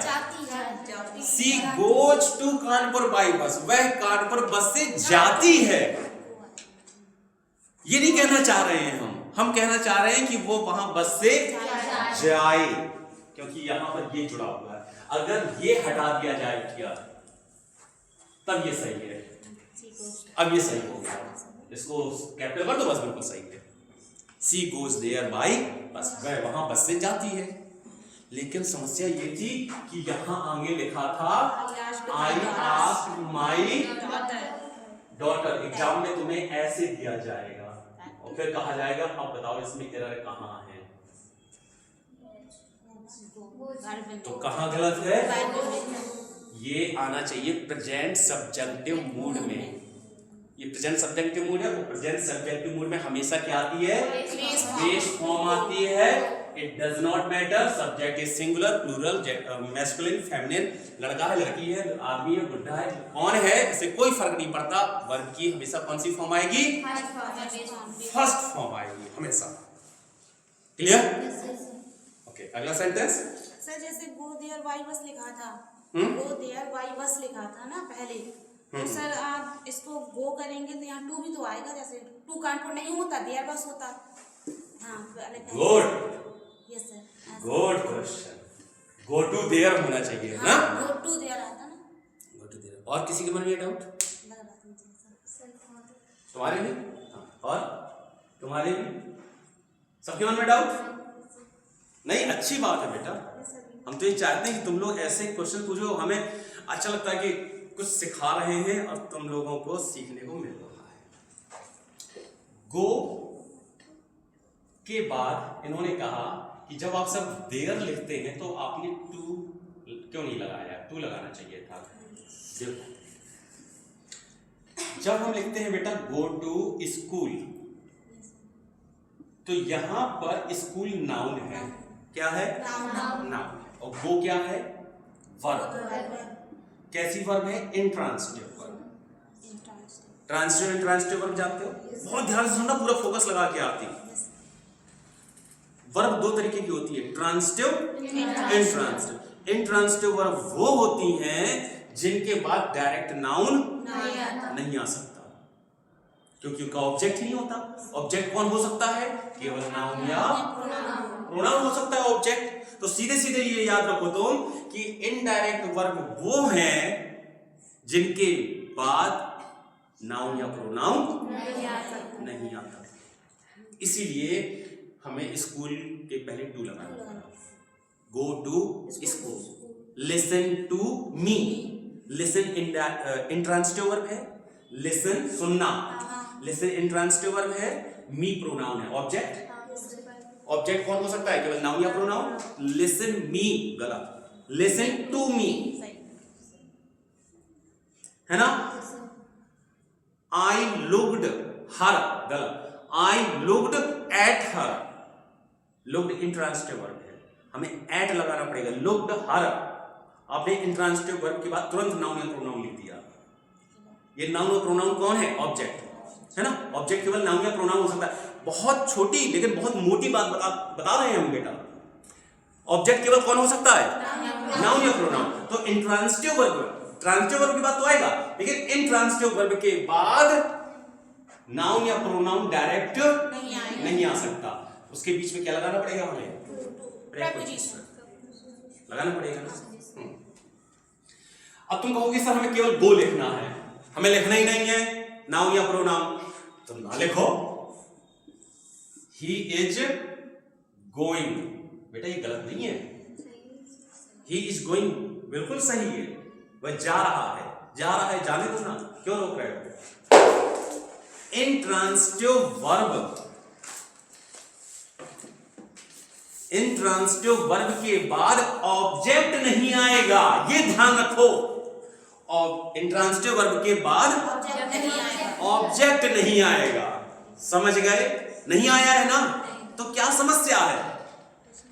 बस ट्रांसिटिव के साथ याद रहो, ट्रांसिटिव बिना ऑब्जेक्ट के नहीं आ सकती है, ट्रांसिटिव वर्ब बिना ऑब्जेक्ट के नहीं आ सकती। ये तो इंट्रांसिटिव है ना, नहीं आया, ऑब्जेक्ट नहीं आया। लेकिन यदि तुम कहो कि हम इसके बाद कोई नाउन या प्रोनाउन लिखना चाहते हैं सर, तो आपको क्या लगाना पड़ेगा? पहले प्रेपोजिशन लगाना पड़ेगा, तब नाउन या प्रोनाउन लिखेंगे आप। कोई दिक्कत इसमें? समझ गए ना अच्छे से बात बेटा? ओके। इसने किससे दुश्मनी करी है? बस दुनिया भरी से दुश्मनी न करो बेचारे की, केवल इसने नाउन और प्रोनाउन को मना किया है कि तुम नहीं आओगे भाई साहब मेरे साथ, है ना? और तुमने कहा कि ये नहीं आएंगी, ये नहीं आएंगे हमारे साथ, इनके तो आज आने दो, इन्हें भी ना दोगी, आने दोगी ना? तो इसका मतलब नाउन या प्रोनाउन नहीं आएगा, एडवर्ब तो आएगा। Yes sir. क्या आएगा? एडवर्ब। एडवर्ब आएगा। अब जब एडवर्ब आएगा तो हमें प्रेपोजिशन लगाने की जरूरत नहीं, है ना? जैसे क्लास में देखा है तुमने, जब झगड़ा हो जाता है दो दोस्तों के बीच में और जिस दोस्त से झगड़ा हुआ वो तुम्हारे बगल में आके बैठ जाए तो तुम एक कुर्सी छोड़ के दूसरे में चले जाते हो, है ना? उसे कहते हो तुम इधर बैठ जाओ, है ना? क्या है, इनसे मैं लड़ाई चल रही है, ऐसे करते हो ना? छोटे में ज्यादा क्या होगा, अब नहीं करते होगे। जब छोटे थे कुर्सी तुम इधर बैठ जाओ, इनके बगल में ना बैठे, हमारी इनसे लड़ाई चल रही। तो इनकी लड़ाई नाउन और प्रोनाउन से है बेटा। किनकी? इंट्रांसिटिव वर्ब की। इंट्रांसिटिव वर्ब की लड़ाई नाउन और प्रोनाउन से है, ना कि इनसे, एडवर्ब से नहीं है, है ना? तो जब हमने लिखा गो देयर, वहां जाए, कहां जाए? वहां, ये एडवर्ब है। देयर क्या है बिटिया? एडवर्ब है। ये किसी का नाम नहीं है। नाम है क्या? जैसे स्कूल, स्कूल तो नाम है, स्कूल तो नाम है ना। कानपुर एक शहर का नाम है, तो go to Kanpur, go Kanpur नहीं आएगा, है ना? Go to Kanpur. लेकिन वहां, यहां, ये सब एडवर्ब है। इसलिए come here, go there. Yes, yes. Come here, come to here थोड़ी बोलते हैं, कम हियर, क्योंकि हियर क्या है? एडवर्ब है। Adverb of place. कहां आए? Here, come here. ठीक ना? एग्जाम में जो तुम लोगों से पूछा जाएगा वो दो चीजों के बारे में पूछा जाएगा, होम और अब्रॉड। अब हम तुम्हें वो बता रहे हैं जो एग्जाम में पूछा जाता है। चर्चा करिए तो फिर कायदे से सुन लो बेटा। ये दो चीजें पूछी जाती हैं। आपको दिया जाएगा, पहले अब्रॉड बता दें, गोइंग टू अब्रॉड, ऐसे दे दिया जाएगा, गोइंग टू अब्रॉड। हो गया गलत, क्योंकि इसकी इससे कोई लड़ाई नहीं है ना? तो बैठने दो ना बगल में। तो क्या करना है फिर हमें बच्चा? यस, ये हटाओ। Going abroad, I am going abroad, मैं विदेश जा रहा हूं। अब्रॉड एक एडवर्ब है। मैं कहूं I am going to Australia, सही, ऑस्ट्रेलिया नाम है एक देश का। अब्रॉड किसका नाम है? अब्रॉड किसी देश का नाम है क्या? तो क्या हो गया? एडवर्ब। थोड़ा तो दिमाग लगाओगे ना? आ गया समझ में? मैं विदेश जा रहा हूं, विदेश मतलब अपने देश से बाहर। कौन से देश जा रहा है ये नहीं पता है, तो वो हो गया एडवर्ब। नाम होता तो कहां जा रहे हो? देश से बाहर। हाँ, going to Australia, going to South America, going to London, going to Paris, नाम है। गोइंग पेरिस नहीं कहोगे, गोइंग ऑस्ट्रेलिया नहीं कहोगे, लेकिन गोइंग अब्रॉड। कोई डाउट? ऐसे ही बेटा होम, होम जब केवल होम बोलोगे तो ये एडवर्ब है। घर, क्योंकि ये जो घर है, अभी वो समझा रहे हैं, क्योंकि जो तुम बिल्डिंग बना के रहने लगे हो ना, ये ज्यादा से ज्यादा 1000 साल से, 2000 मान लो, और ज्यादा 3000 साल मान लो, उसके पहले ऐसे घर बना के रहते थे क्या? कहाँ रहते थे हम? जहां जगह मिले, पहाड़ों के नीचे मिल गई, पहाड़ों के नीचे सही, गुफा में मिल गई, गुफा में सही। जहां हम सब रहते थे झुंड बनाकर, वो होता था हमारा घर। वो कोई बिल्डिंग नहीं है। घर वो जगह है जहां हमारे सारे मेंबर्स, हमारे कुनबे के, हमारे परिवार के सारे लोग एक साथ रहते हैं। उस जगह को कह देते हैं, है ना? तो ये एक एडवर्ब का भी काम करता है, लेकिन और ये एक नाउन का भी काम करता है। जैसे अब्रॉड, अब्रॉड एक शुद्ध एडवर्ब है, वो कभी नाउन नहीं बनेगा। लेकिन होम एडवर्ब है और नाउन भी बन जाता है। जब होम के पहले कुछ ना दिखाई दे तुम्हें, तो वो एडवर्ब है बेटा। आई am going home, I am going, adverb है ना? तू लगाओगे क्या? एडवर्ब से तो लड़ाई नहीं है ना इंट्रांसिटिव की। एडवर्ब से लड़ाई है क्या?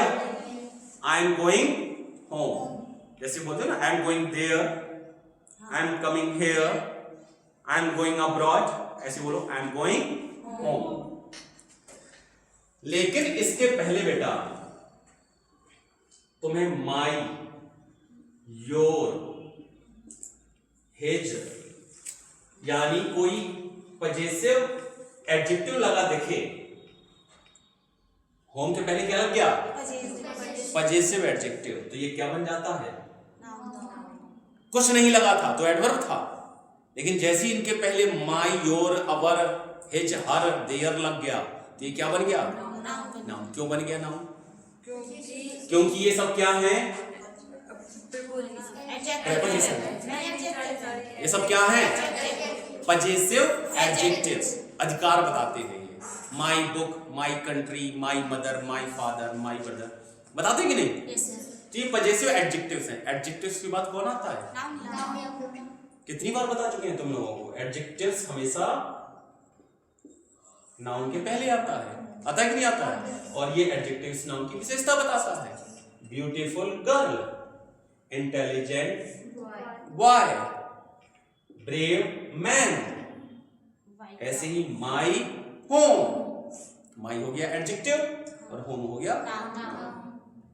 अब हो गई लड़ाई गोइंग की। गो कह रहे हैं अरे शकल बदल के आ गई है ना, अभी तो तुम एडवर्ब थी, अब क्या बन के आ गई? नाउन। नाउन से है मेरी दुश्मनी, मैं इसके बगल में ना बैठूंगी, तो फिर क्या लगेगा? Going to my, he is going to your home, he is going to his home. अगर ये नहीं लगाओगे तो ये हो जाएगा एडवर्ब। अब एडवर्ब हो गया तो टू नहीं आएगा। काफी है कि और बताए? थक गए? समझ में आ गया? ओके, अगला सेंटेंस देखो बेटा।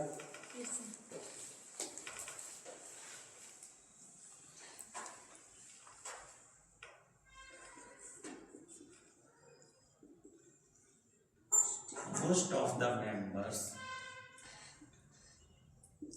insisted, insist माने बेटा आग्रह करना है ना, जोर देना।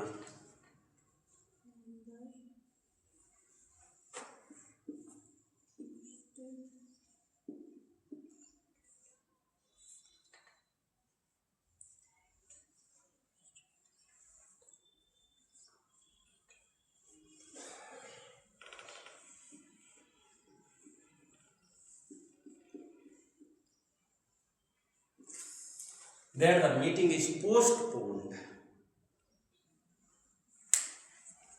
That the meeting is postponed.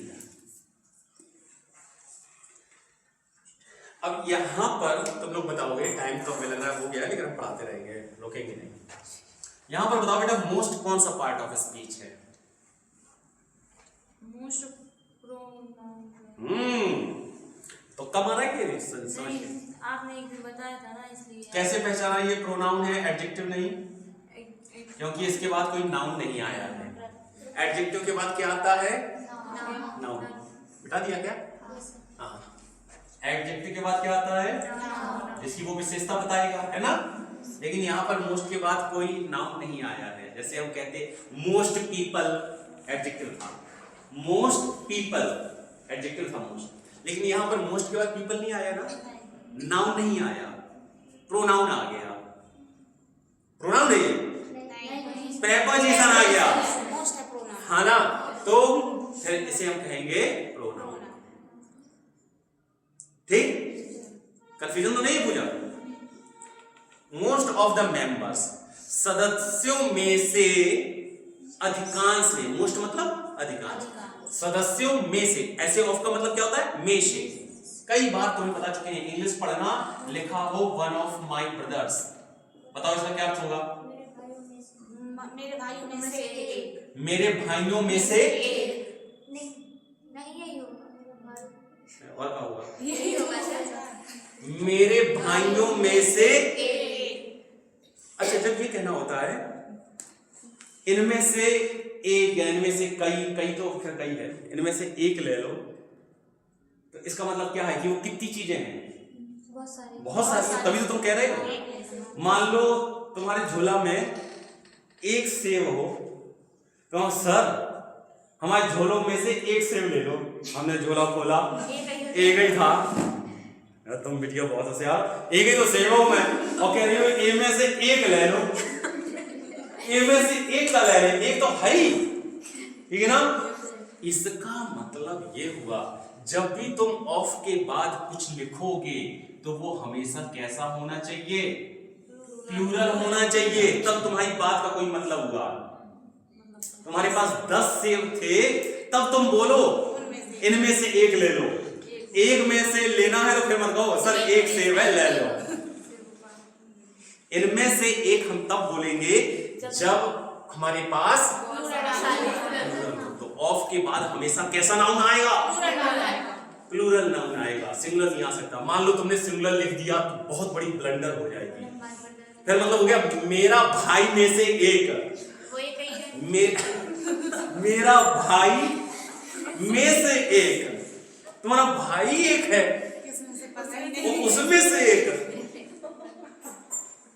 लोग हंसेंगे, है ना? ब्लंडर हो जाएगी। That's why जब भी आप ऑफ का यूज करेंगे उसके बाद हमेशा हमेशा हमेशा प्लूरल नाउन का यूज करेंगे। अगर हम यहां पर लिख देते मोस्ट ऑफ द मेंबर, गलत हो जाता। ये बहुत छोटी पर मोटी बात है। तो सदस्यों में से अधिकांश ने आग्रह किया कि मीटिंग टाल दी जाए। मीटिंग टाल दी जाए। टाल दी जाती है या टाल दी जाए? खुद सोचो, है ना? क्योंकि तुम एडवांस इंग्लिश में आ गए हो, अब टेंस ना पढ़ रहे हो। टाल दी जाए या टाल दी जाती है? टाल दी जाए। लेकिन इसका मीनिंग क्या निकल रहा है? टाल दी जाती है। टाल दी जाती है। The meeting is postpone. टाल दी जाती है, बिल्कुल अनर्थ हो गया। समझ गए? क्यों गलत हो गया? क्योंकि हमने इसको बना दिया इंडिकेटिव मूड में। किस मूड में बना दिया? और बनाना किस में था हमें? सब्जेक्टिव मूड में। टाल दी जाए क्या इमेजिनरी है? मीटिंग टल नहीं सकती? इमेजिनरी नहीं है ना? तो पास्ट नहीं है। कौन सा सब्जेक्टिव मूड है? प्रेजेंट। प्रेजेंट में वर्ब की कौन सी फॉर्म आती है? First form. यहां पर हो जाएगा बी फर्स्ट फॉर्म होती है, बेस फॉर्म बी होती है। अगर इज लगाओगे तो फैक्ट हो जाएगा, वो टेंस हो जाएगा।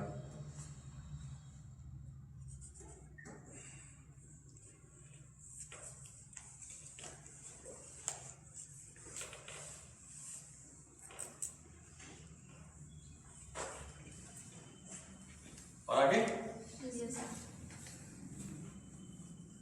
आस्क हो गया, इंसिस्ट हो गया।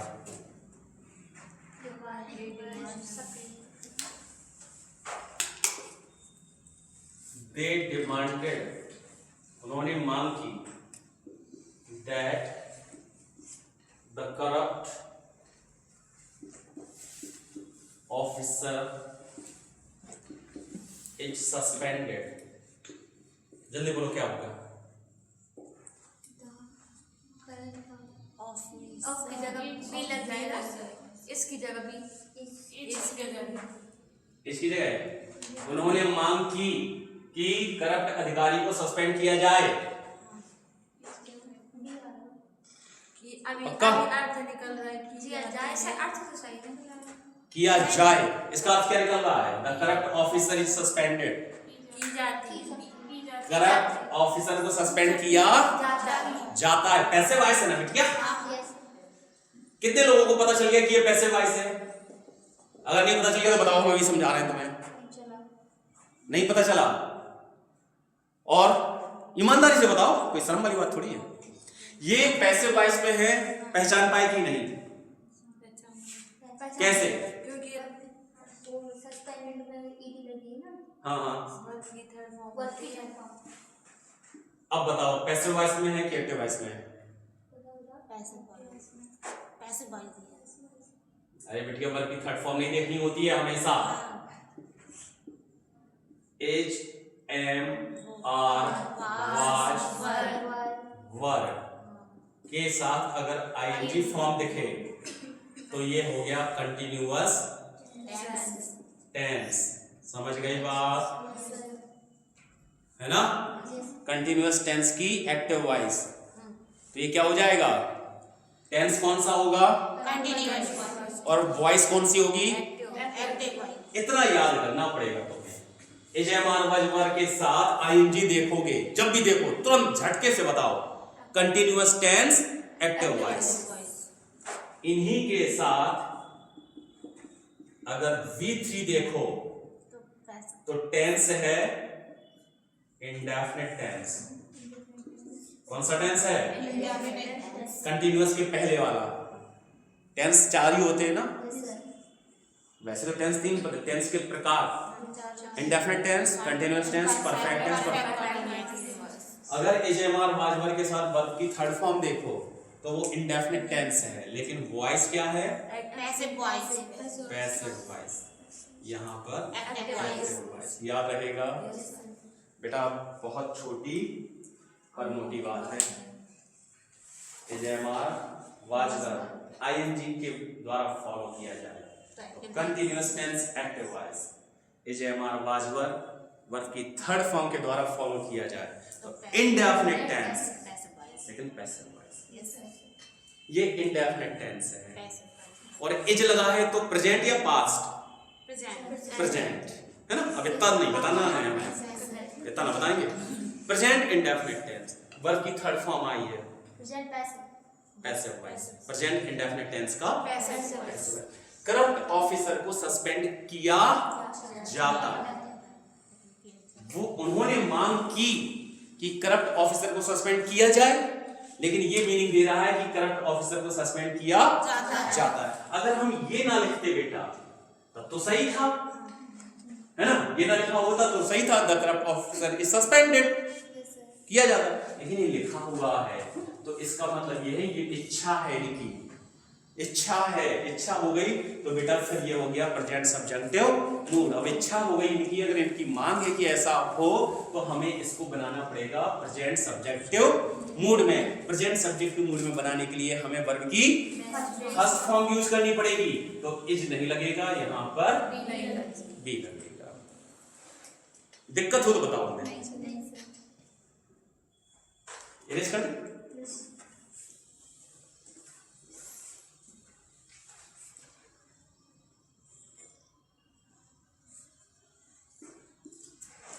The court requires, require मतलब इच्छा। अरे मांग करना, है ना? The court requires चाहता है, अदालत चाहती है that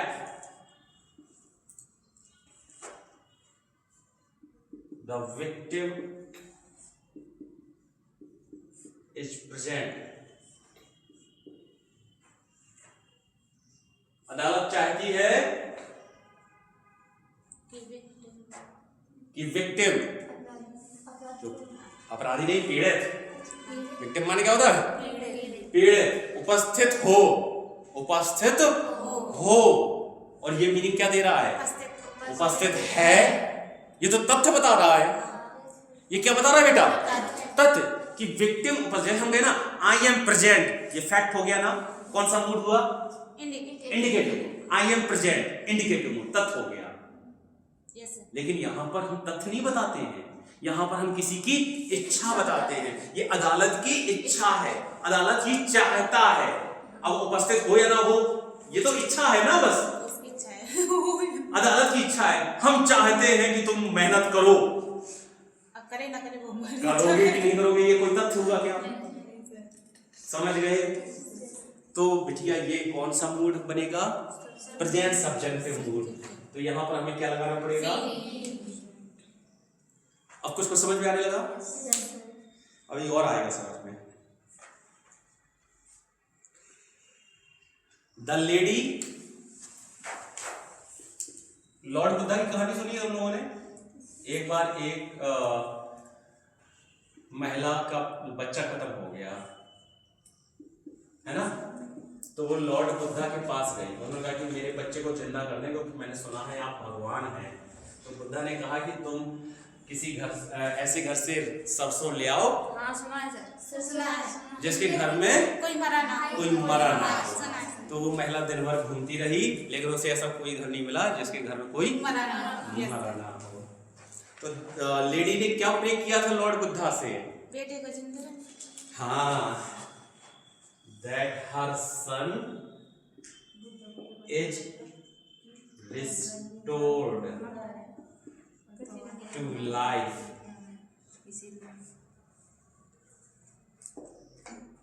लेडी ने प्रार्थना की, लेडी ने प्रार्थना की किससे? To lord Buddha, lord Buddha से, भगवान बुद्ध से, कि उसका बेटा जिंदा रिस्टोर टू लाइफ मतलब जीवित हो जाए, जीवित हो जाए, जीवित हो जाए। ये तो उसने केवल इच्छा की है ना, प्रार्थना की है। अब जीवित होगा कि नहीं होगा ये तो बात की बात है। अभी केवल उसकी हम क्या देख रहे हैं? विश देख रहे हैं। ये सब जितने भी हमने शब्द लिखे हैं, रिक्वायर, डिमांड, आस्क, इंसिस्ट, सब ये सब किसको शो कर रहे हैं? विश को। उसने ऐसा विश किया लॉर्ड बुद्धा से, ऐसा चाहा कि उसका बेटा जीवित हो जाए। इसका मीनिंग क्या निकल रहा है? उसका बेटा जीवित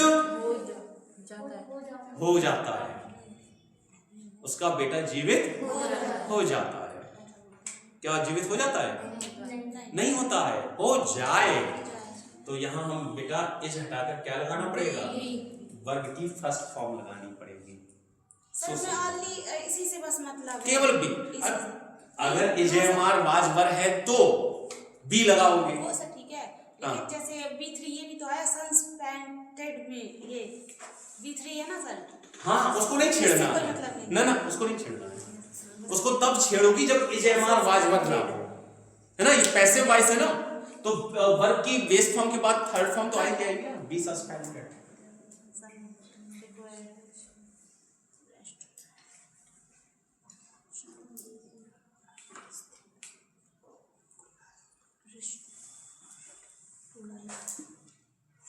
रेस कर दे बेटा।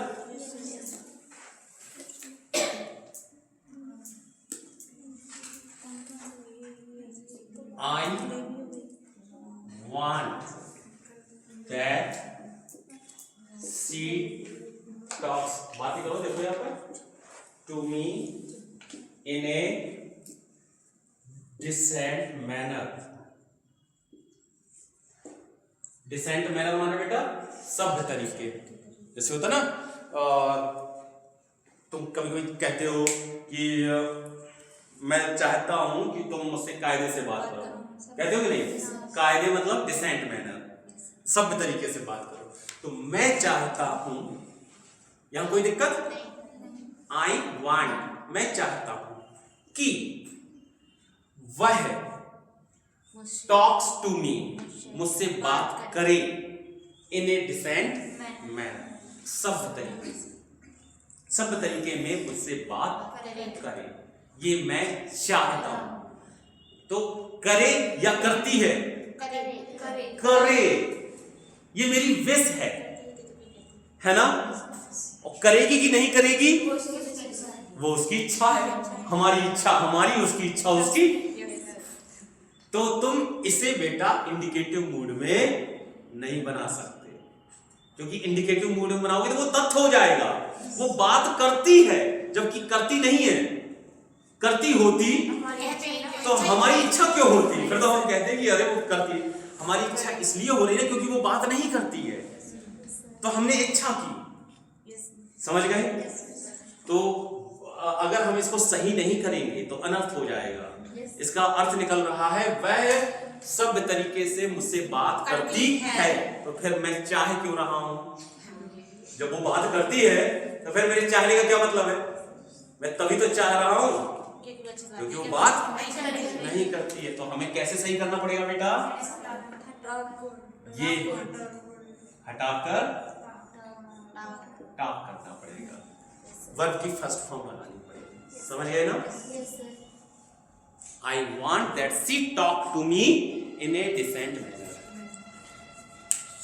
कई बार बच्चे क्या होते हैं, देखते हैं कि टॉक लिखा हुआ है कहीं पर, वो कह देते हैं अरे सर ये गलत हो गया, गलत हो गया, हाँ टैक्स लगाइए टैक्स। है ना? पूछो क्यों गलत हो गया? सर ये दिख नहीं रहा आपको, ये सिंगुलर है और सिंगुलर होती है तो वर्ब की फॉर्म भी सिंगुलर होती है, इसमें ऐसा हो जल्दी से सर, है ना? सब पहले हम ये कहते हैं। और एग्जाम में वो ऐसे ही सेंटेंस देगा तुम्हें गलत। आसानी के लिए।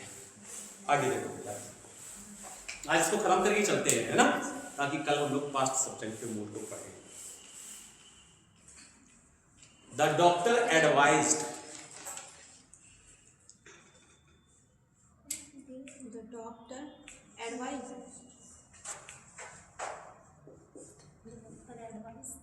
एडवाइज बेटा, एडवाइज्ड मत लिख देना, एडवाइज्ड, है ना? वर्ब में एस होता है और नाउन में सी होता है। That he takes rest at home. Doctor ने सलाह दी कि अब घर जाओ तुम और घर में आराम करो। डॉक्टर ने सलाह दी कि वह घर पर आराम करे। ये डायरेक्ट सलाह है या इनडायरेक्ट है? डायरेक्ट है। इनडायरेक्ट है, इनडायरेक्ट है। डॉक्टर ने सलाह दी कि वह घर पर आराम करे। इनडायरेक्ट, इनडायरेक्ट है ना? डॉक्टर अगर डायरेक्ट सलाह देता तो क्या बोलता?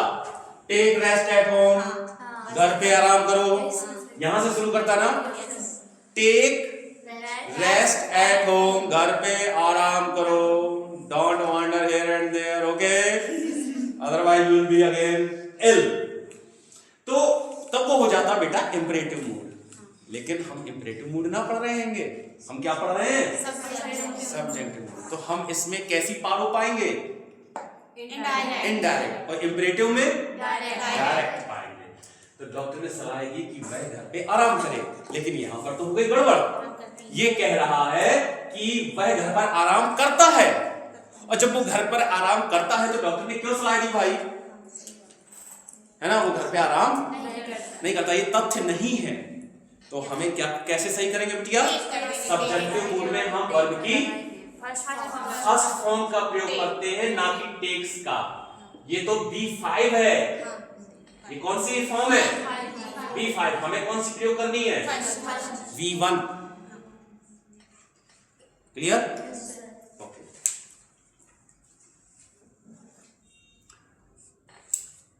His father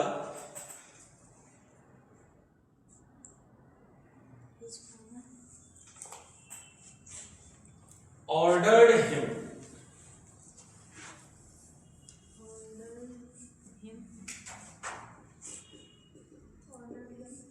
his father ordered him, उसके पिता ने उसे आदेश दिया, that he apologizes to me, कि वह मुझसे माफी मांगे।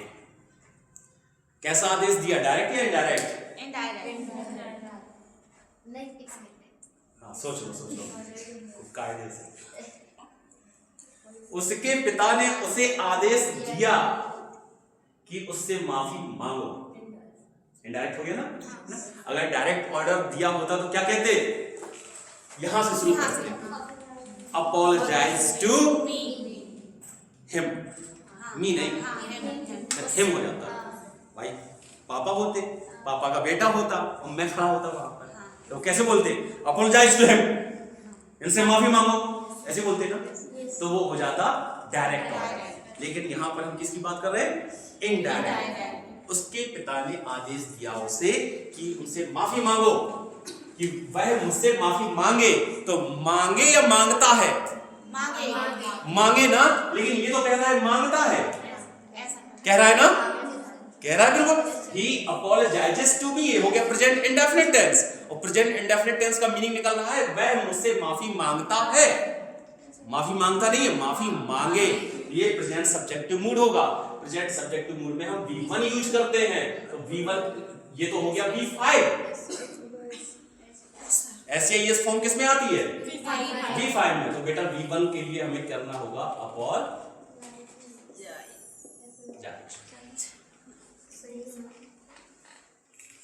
अब समझ गए?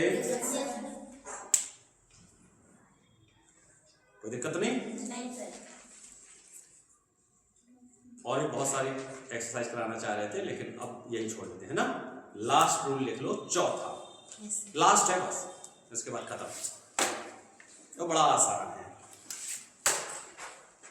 3 तो हो ही गए। तीसरे में कैसे याद रखोगे? Ask, insist, demand, require, pray, want. Ask, insist, demand, require, pray, want, है ना। डी और टी को राइट कर लेना एक साथ। मंगल भवन मंगल हारी, अद्र भवन तो दशरथ अजर बिहारी, ठीक है ना। फिर उसके बाद अपनी पारो आ जाएगी, सुकून मिलेगा ना। प्रपोज, एडवाइस, रिक्वेस्ट, ऑर्डर, बस हो गया। आ जाओ। इसके अलावा और कहाँ प्रेजेंट सब्जेक्टिव मूड का यूज करोगे बेटा? जैसे कहा जाए इट इज इम्पोर्टेंट, ये लिखा हो, इट इज इम्पोर्टेंट, यह आवश्यक है। जैसे मैं बोलूं, सुन लो पहले, इट इज इम्पोर्टेंट। जैसे मैं कहूँ अगर नौकरी पानी है ना बेटा, तो ये जरूरी है, ये इम्पोर्टेंट है कि तुम सब कठिन मेहनत करो। यह जरूरी है, it is important that you work hard. You working hard नहीं, यू वर्कड हार्ड नहीं, यू वर्क हार्ड। एक बार तुमने अगर कायदे से समझ लिया ना, कभी गलती नहीं करोगे। इट इज इम्पोर्टेंट के बाद क्या आएगा? Present subjective mood. It is, क्योंकि यह जरूरी है। इट इज इम्पोर्टेंट का मतलब क्या हुआ? जरूरी है, महत्वपूर्ण है कि वह कठिन मेहनत करे। अब करेगा कि नहीं करेगा वो तो वो जाने, लेकिन ये जरूरी है। अगर उसे ठीक होना है तो ये जरूरी है कि वह घर पर आराम करे। It is important that he take rest या he takes rest. Take, yes, he take takes मत लगा देना कि ही सिंगुलर है, टेक्स लगा देते हैं सब, गलत हो जाएगा। क्योंकि प्रेजेंट सब्जेक्ट के मूड सब्जेक्ट वर्ब एग्रीमेंट को नहीं मानता। तभी तो हम समझ पा रहे हैं कि ये फैक्ट बताया जा रहा है, फैक्ट बताया जा रहा है कि इच्छा बताई जा रही है। इच्छा बताई जा रही है, हमें इसी से पता चलता है क्योंकि ये सब्जेक्ट वर्ब एग्रीमेंट को फॉलो नहीं कर रहा है ना। तो it is important that he take rest at home. और समझ गए? इट इज इम्पोर्टेंट देखोगे तो क्या यूज करोगे? Present subject. इंपॉर्टेंट बोल दो या बेटा नेसेसरी बोल दो, एक ही बात तो है। आवश्यक, महत्वपूर्ण है, आवश्यक है, या एसेंशियल, अति आवश्यक है ना, या मैंडेटरी, बहुत ज्यादा आवश्यक है। कुछ भी लिखा हो, या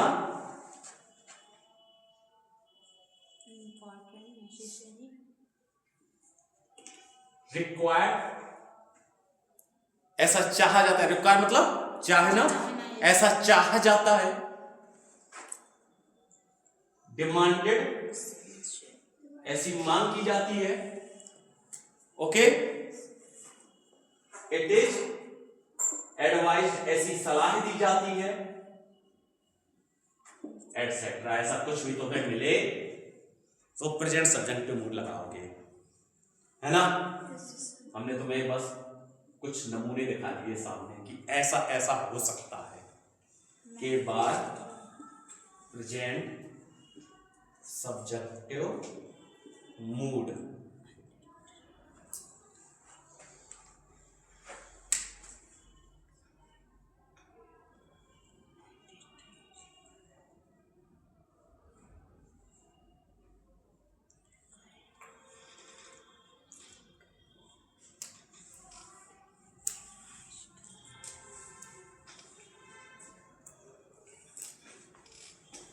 लिखिए बेटा, सिखाएंगे अब। ओके, बस ये हो गया नियम, आखिरी नियम था ये। तुम लोग जाओगे घर और इसको पढ़ोगे घर जाकर थोड़ा सा, ठीक? कितना % समझ में आया आज? हैं? 10%? अरे 10 भी आ गया होगा तो बहुत बड़ी बात है, क्योंकि ये बहुत डिफिकल्ट टॉपिक है। और अच्छे से पूछ लो जो तैयारी कर रहे हैं सीजल वगैरह की, तो उन्हें भी नहीं मालूम होगा। फिर क्वेश्चन गलत कराते, कहते कि हमसे पता नहीं कहाँ गलती हो गई, हम तो बिल्कुल सही करके आए थे, वहां पर था ही के साथ हम टेक्स लगाए आए थे, लेकिन उन्होंने पता ही नहीं कि वही तो गलत था, है ना? ही के साथ टेक्स ही तो नहीं लगाना था। देखो, जैसे हम गए पीटीएम में, कहाँ गए बिटिया? पीटीएम में। तो हमारे बच्चे की जो मैडम थी वो हमसे कहने लगी, देखो सर, आपने फीस जमा कर दी, बहुत अच्छी बात है, लेकिन आपने इस स्कूल में एडमिशन लिया है तो ये मैंडेटरी है इस स्कूल में कि आपका बेटा स्कूल यूनिफॉर्म में आए। ये अति आवश्यक है, ये कंपलसरी है, मैंडेटरी है। मैंडेटरी समझ रहे हो ना? अति आवश्यक है कि आपका बेटा स्कूल यूनिफॉर्म में आए। आता है कि आए? आए ना। और क्या ये इमेजिनरी है? खुद सोचो, अब तो इतनी देर से हम लोग वाक्य बना रहे हैं, क्या ये इमेजिनरी है? ये अति आवश्यक है आपका बेटा एक तोता हो, है ना, इस स्कूल में पढ़ने के लिए। ये अति आवश्यक है कि आपका बेटा तोता हो। तब तो कहते हैं हाँ यार, ये कैसा स्कूल है, बड़ा हाइपोथेटिकल स्कूल है, इमेजिनरी स्कूल है कि बेटा को तोता ही बनवा के भेजना है। लेकिन वो तोता नहीं बनवा रहा है, वो कह रहा है स्कूल यूनिफॉर्म में आए। तो ये पास्ट सब्जेक्टिव मूड नहीं है, ये है प्रेजेंट सब्जेक्टिव। तो वो कहेंगे हमसे, जो मैडम होंगी उनकी, वो कहेंगी it is mandatory that your son, आपका बेटा, कम्स, हमारा क्योंकि बेटा एक है ये ना, तो एक है तो सिंगुलर सब्जेक्ट के साथ सिंगुलर वर्ब हम लगा देंगे, कोई बात नहीं। इन स्कूल यूनिफॉर्म, ये मैंडेटरी है कि आपका बेटा स्कूल यूनिफॉर्म में आए। बताओ बेटा, सेंटेंस सही है गलत है? गलत है। कैसे? ये कम्स लिखा है तो इसका मतलब निकलता है कि आता है। आता है, फैक्ट हो गया, फैक्ट नहीं है, ये मैंडेटरी है कि आए, हमें फैक्ट नहीं बताना है। समझ गए? आरती समझ में आ रहा है? इट इज मैंडेटरी लग गया ना आगे। हाँ, अगर ये तो हटा दो, इतना लिखा होता यहां से, बिल्कुल सही था। Your son comes in school uniform, बिल्कुल सही था। लेकिन ये लग गया आगे, तो अब हो गई इच्छा। क्या हो गई? इच्छा। क्लियर? तो बेटा हम यहां पर कम्स हटाकर क्या कर देंगे? कम। पूजा क्लियर? दूसरा सेंटेंस लगो और फिर उसके बाद बढ़ जाओ। क्योंकि कल पास्ट सब्जेक्टिव मूड पढ़ाना है, वो इससे भी ज्यादा इंटरेस्टिंग है। तो ये इतने सारे हैं, हम सब के नहीं बता रहे हैं, ढेर सारी इच्छाएं होंगी। हाँ, अब इसी में तो देखो, इसी में it is essential, it is important, it is required, it is demanded, कुछ भी लगा सकते हो। बस तुम्हें इस पर ध्यान नहीं देना है। अगर ये लगा हो इतने सारे में से, तो यहां पर ध्यान देना है ना। जैसे if we want to get the job, लिखो। हाँ, if we want to get the job, अगर हम नौकरी पाना चाहते हैं, comma, if we want to get the job, comma, it is necessary, it is necessary. Comma का मतलब हो गया तो, कॉमा का अर्थ क्या होगा यहां पर? तो। इट इज नेसेसरी, यह आवश्यक है, दैट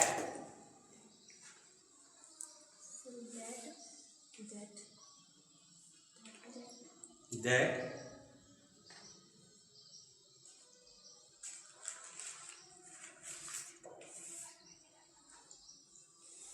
each of us,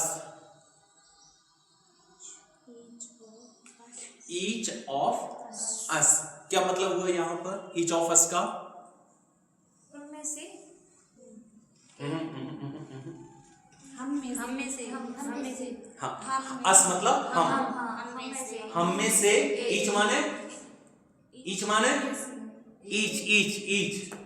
प्रत्येक, ईच ऑफ अस हम में से प्रत्येक, हम में से प्रत्येक, each of us, all of us तो बताओ भैया, ऑल ऑफ अस इसका क्या मतलब हुआ? ऑल ऑफ अस हम में से सभी, many of us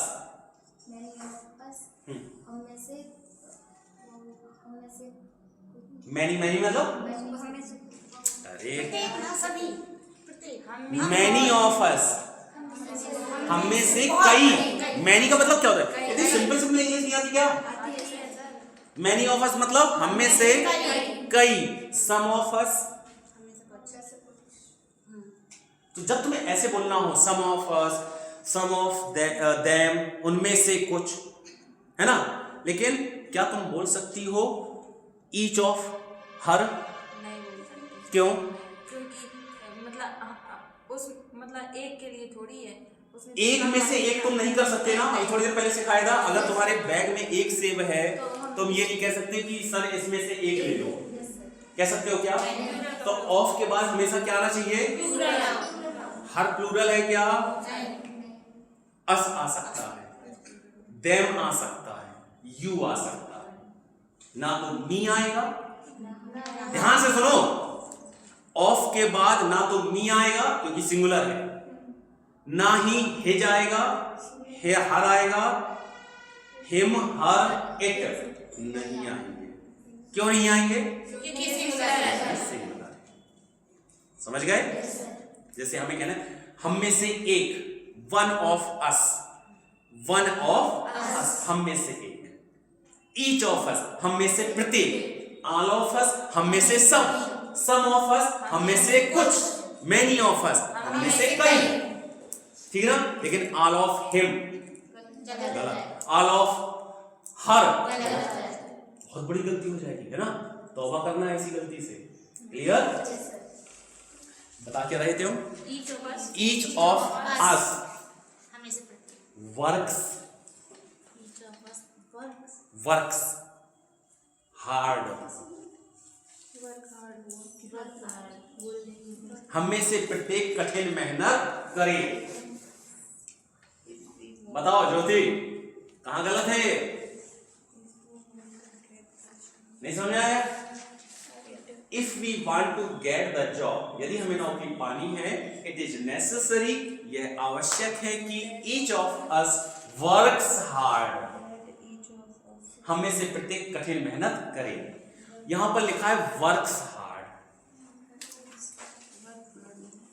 each of us works hard. बेटा केवल कितना लिखा होता ना, ध्यान से देखो यहां पर सब लोग, केवल कितना लिखा होता, ये था सही, केवल इतना लिखा होता। क्यों?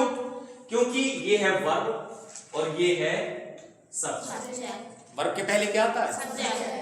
इसमें एक ये है, एक ये है, यहां पर ये क्या है? प्रेपोजिशन। प्रेपोजिशन के बाद क्या आता है? उसका ऑब्जेक्ट, इसीलिए वो अस में है। यहां पर कभी भी वी नहीं लिख सकते हम, क्योंकि ये क्या है? ऑफ का ऑब्जेक्ट है, ऑब्जेक्ट है, ऑब्जेक्ट है ना। प्रेपोजिशन के बाद कोई नाउन या प्रोनाउन आता है तो उसका क्या होता है? ऑब्जेक्ट होता है। तो ऑब्जेक्ट की शक्ल बनाओ ना उसकी, ये तो सब्जेक्ट वाली शक्ल है इसकी, इसका ऑब्जेक्टिव केस क्या होता है? ठीक है ना? तो वर्ब इसके अनुसार तो नहीं आएगी, वर्ब ऑब्जेक्ट के अनुसार आती है क्या? नहीं, सब्जेक्ट इसके अनुसार आएगी। प्रत्येक सिंगुलर, एक हो गया ना, singular, singular subject, singular verb, बिल्कुल सही है ये। लेकिन समस्या ये है कि कि इस पे पहले लग गया इट इज नेसेसरी दैट, ये लग गया, यह आवश्यक है कि ईच ऑफ अस, ये लग गया, इसके कारण अब ये हो गया तुम्हारा गलत। प्रेजेंट सब्जेक्टिव मूड हो गया। प्रेजेंट सब्जेक्टिव मूड में आती है B5 नहीं आती है, B1 आती है, और B1 आती है तो तुम्हें यहां पर लगाना पड़ेगा work. If you want to get the job it is necessary that each of us work hard. समझ गए? अब भाग जाओ तुम लोग। कल हम लोग क्या पढ़ेंगे?